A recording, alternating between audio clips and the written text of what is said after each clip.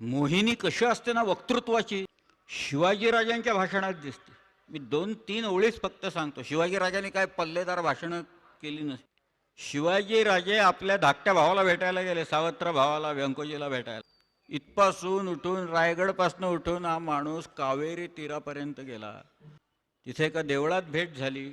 शिवाजीराजे म्हणाले आपल्या दोघांचे वडील एकच होते, शहाजीराजे होते.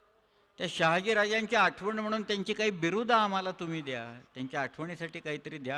हे व्यंकोजीराजे देतो, करतो, बघतो असं म्हणाले आणि रातोरात पळून गेले बरं का तिथे. शिवाजीराजांना सकाळी कळलं व्यंकोजीराजे रात्री पळून गेले. तेव्हा शिवाजीराजे असं म्हणाले, अरे काय निमित्त पळाले, आम्ही त्यास धरीत होतो काय, धाकुटे ते धाकुटे, बुद्धी धाकुटी केली.